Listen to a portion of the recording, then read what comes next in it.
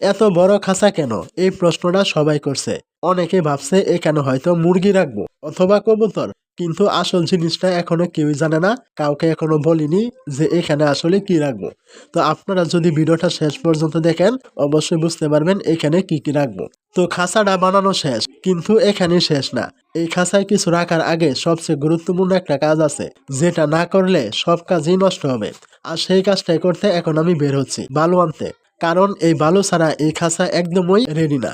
দেখি আজকে কতটা বালু আনতে পারি। বালু আনা তো শেষ, এই বালু খাঁচার ভেতরে না দিলে একদমই কাজটা অসম্পূর্ণ থেকে যাবে, কারণ খাঁচার ভেতরটা ঠিক না হলে পরে সমস্যা হবে। চলেন এখন এই বালুগুলো খাঁচার ভেতরে দিয়ে দেখি কাজটা কতটুকু ঠিকঠাক হয়। খাঁচার কাজ এক ধাপ এগিয়ে গেলেও পাখির বাসা ছাড়া কিন্তু এই কাজটা এখনো অসম্পূর্ণ। তাই এখন যাচ্ছি খড়কুটা আনতে, এই খড়কুটা দিয়েই হবে পাখির আরামদায়ক বাসা। দেখি কোথা থেকে ভালো খড়কুটা পাওয়া যায়। খড়কুটা আনতে চলে এলাম আমাদের বাড়ির পাশেই, এখানে গরুর জন্য যে খড় রাখা থাকে সেখানেই ভালো খড়কুটা পাওয়া যায়। বাইরে থেকে কিছু আনতে হলো না, নিজের জায়গা থেকেই কাজের সমস্ত জিনিস পেয়ে গেলাম। তাই এখান থেকেই প্রয়োজন মতো খড়কুটা নিয়ে নিলাম। এখন এগুলো দিয়েই পাখির বাসার কাজটা শুরু হবে। খড়কুটা আনা শেষ, এবার কাজটা হাতে ধরলাম। ধীরে ধীরে খড়কুটা দিয়ে একটা সুন্দর বাসা তৈরি করলাম, পাখিদের যেন আরাম হয় সেটাই মাথায় রেখে সাজালাম তাদের বাসা।